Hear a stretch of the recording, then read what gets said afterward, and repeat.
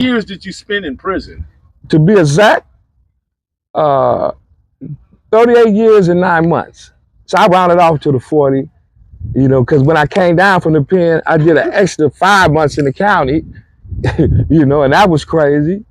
Be very careful who you talk to, because you'll never know who the informant is, who the cooperating witness may be, and you'll never know somebody who was a friend today may have been flipped the night before and become your enemy tomorrow.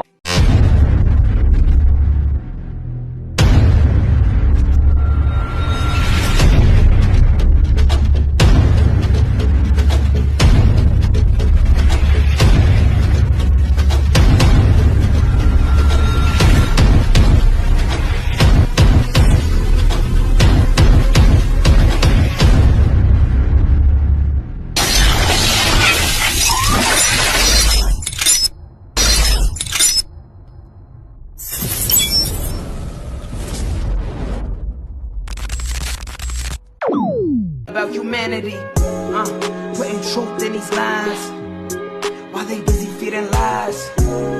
When you got that tunnel vision, gotta open up your eyes.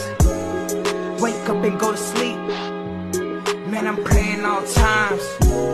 And to my guys, ain't no other side. This for my brothers, I'ma pray with y'all shine. Lock the door. Go ahead, lock the door. Lock the door. Go ahead, lock the door. Yeah, you already know.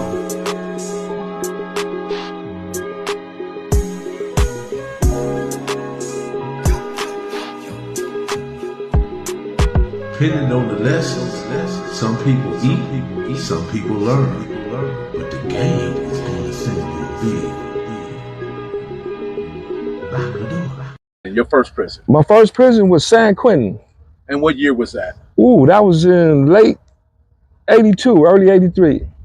So you landed in time to see the cadres, the CCO, the Blue Nose, Blue Magic, and all that different stuff. I tend to say this black man's trying to live another day. You know, whatever way you went, it was all about surviving, because it was a real serious war going on with the Mexicans and the white boys. People was getting killed, and we was up against the police. So that, you know what I'm saying, in itself made you grow up real fast. You found out you ain't the hardest. You ain't the hardest. There ain't no guns up in here, baby. you know. Yeah, you gotta push that knife. Right. You know, or just health, making the right decisions. Because most people, you can tell who gonna get killed. The ignorant homie that think he tougher than everybody in the world. He's not going by the basic rules. And they have always that mentality, can't nobody tell me nothing.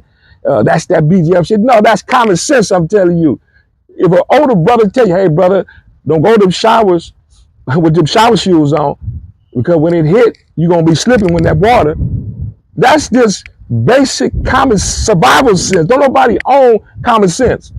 So through the ignorance that was perpetuated through a few people that was up on the Crip, they try to taint everything that wasn't Crip. So we wouldn't accept no advice until a few years down the line, when we started seeing comrades getting murdered by the police and by the ops up in there.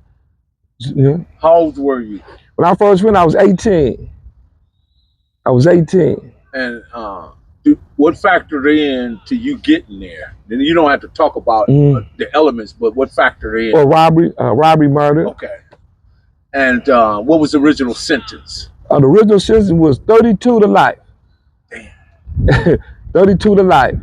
Did you ever think at any point that you would be back out here to see this? No, our whole generation that was in there with me, we gave up because our whole focus and struggle was there.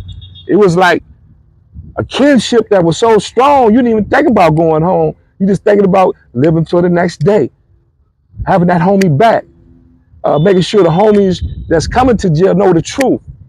Because most of the truth lied within the prisons in the early 80s. Now, it ain't like that now, but most of on the who's who, you have to go to the pen to find out who's running the set, shouldn't be running it. You see? So you're going to get that real uncut truth version. And that's how every hood was, because in them early 80s, that was the first wave of all Crip sets, Warriors and Bloods. Them first waves of my generation, the Warriors, the people that was making a name for their set. And you know, it's always handful where everybody wasn't no killer. You know, you actually had the ones that put the work in, you know, that took it to the next level, you know, and they gang banging and representing their turf. And that's from every set. Just imagine that. You around everybody that they sacrifice at the highest level on the same yard. So there is no toughness, you know what I'm saying? So it was easy to lay the law down on the code on how we gonna push it in prison, because you can't say, I done killed the whole case, somebody tell you just have 10 other people that killed this many people. That's nothing. These are the new streets. See, these are the new streets. And we got tired of that ignorant. We start reading and studying and exercising, and we start manifesting. We start manifesting to men's. Was that your first time? Did you go through any YA? No, I didn't go through YA. I went straight to prison. Straight to prison. That had to be difficult. Right. It was like, yeah. Like I said, you mature real quick when you see somebody right in front of you get stabbed like 175 times, you know, or the police just blew this brother away just based on, you know, didn't have to shoot him. You just start taking a different perspective. And then for me, I just started learning to read real good. I just started reading and reading. I made like a sponge for like 10 years. All the top-notch, everybody, when I go to the hole, I used to have conversations to where it was Mexican Mafia, Northern Familiar, Serenios, Crips, Bloods. When I was in the hole, I just wanted to read and start reading and reading and reading and reading. And I was learning how to organize and structure, and you know, so this is how you keep your mental capacity right. You exercise, you know, you get in that positive frame of mind, you pray. That's, you know, ain't nothing soft about that. You know, because I'm telling you, at some point in time, I didn't think I'd be here, because we were standing up in there. Who was impactful to you, your young mind, 18-year-old mind? Mm-hmm. Who was that individual that was impactful, that made you see the common sense or led you to the common sense, because you didn't go in there with it? My big homie Salahuddin, he's a legend for Long Beach. He used to be an Anaheim boy. They was back in the 50s. You know, he ran with my uncles and cousins, but Salahuddin, he won that named the boy from H-Way Gangster, Monster Cody. A lot of them cats would want him to name him. This on the level he was on. He had killed 2 polices while he'd never come on. He killed 2 polices in the penitentiary. And so, you know, and then they finally let him come to the main line. You had to go see him when you were in the hole. And he was so insightful. His cell was like a library.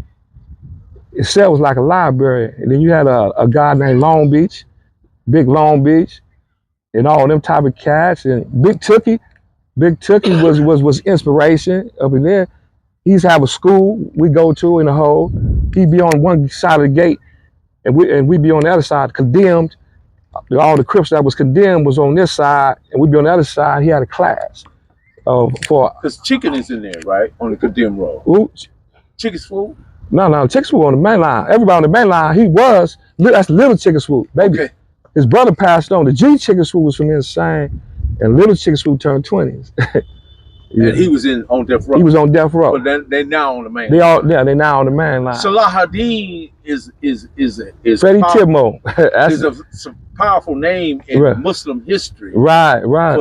Because he conquered the Christians in the Crusades. He conquered them, and then he gave them a break. He didn't slaughter them. But everybody that knows the story can go back and read Salahuddin and find out who he was. And may that's he rest a powerful name. And may he rest in peace. He before he passed on, he did like 47, close to 50 years before, because he went down in 71, 70. And he just was inspiration to all gangsters from every set. Knows Salahuddin. I never heard that. Freddie Tidmo. Yeah, if you never talked to him or whatever, you know, he made it his business to know all soldiers from every set that was actually participating in that war behind that wall. And what prison did you meet him in? Folsom Prison. Folsom Prison. That's Old Folsom. Old Folsom. Man, that place looked like a Right. Lord Grace gone. Yeah, he's right. Castle Grace. Right. Yeah, he was supreme commander up under the Muslims. Back then, the Muslim car used to be the strongest car in California prison. He ran all the Muslims, and then he the one that brought the Muslims with the Black Panthers with the BGF. Saladin. Cali finest, baby. Proof of grind all the time. Music money. Got a dollar sign. Hub City. I'm a street nigga. Streets fuck with me. I'ma keep pushing products till the feds get me. It's guap off top. Diamond Cartier. That nigga wall won't give a broke bitch the time of day. They see me climbing. They see me shining. That's hard work. Proof of grinding. New money got me tipping in that 550. Ali, bad man, and I'm so pretty. I got that tech with me. That's my hater sprayer. Go big, grind now, nigga, play later. What can I say? I'm addicted to this paper stacking. And I don't talk about it. I just make it happen. Word.